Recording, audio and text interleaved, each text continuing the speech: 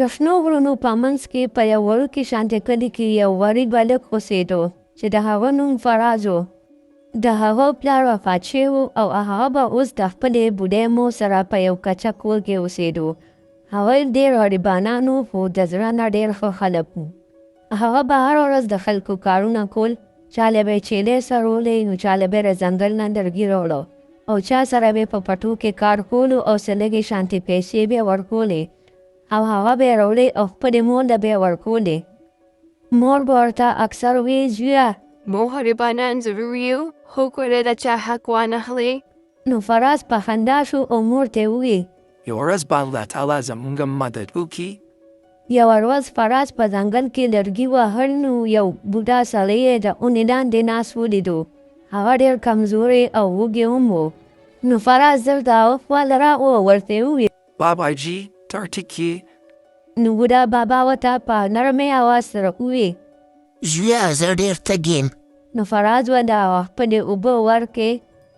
هغه خپل هم ډېر تږی و او هغه سره د خوراک دپاره یوه روټۍ وه، نو نیمه روټۍ یې هم هغه بوډا سړي ته ورکړه. نو د بوډا سړي په سترګو کې چمک راغی او ورته یې وویل زویه ته ډېر ښه هلک یې، زه یو عام سړی نه یم.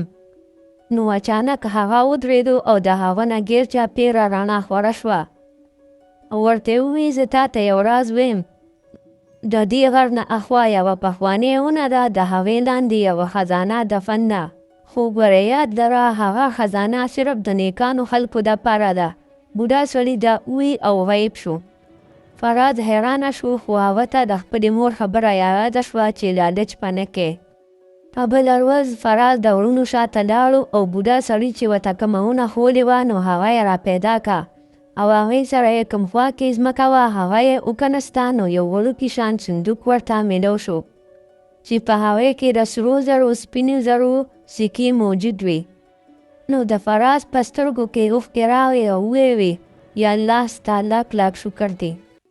فراز ټوله خزانه ځان سره کېنښوده. هغه پې د مور علاج وکړو، خپل کور یې پې سم کړو او بیا د غریبانانو مدد کول شروع کړ.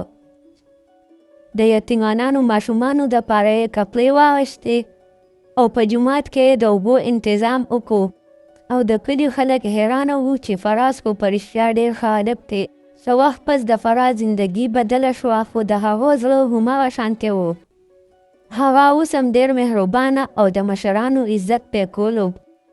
یوه ورځ د هغه مور هغه ته وویل زویه اصل خزانه سره زر نه بلکې ستا زړه دی. یوسف اسمان طرف ته وکتو او ویې وی یا الله ستا لاک لاک شکر یې چې تا ما ته ښه لاره وښوله. ملګرو که ویډیو مو خوښه شوي وي نو ویډیو لایک کړئ او چینل ورسره سبسکرایب کړئ.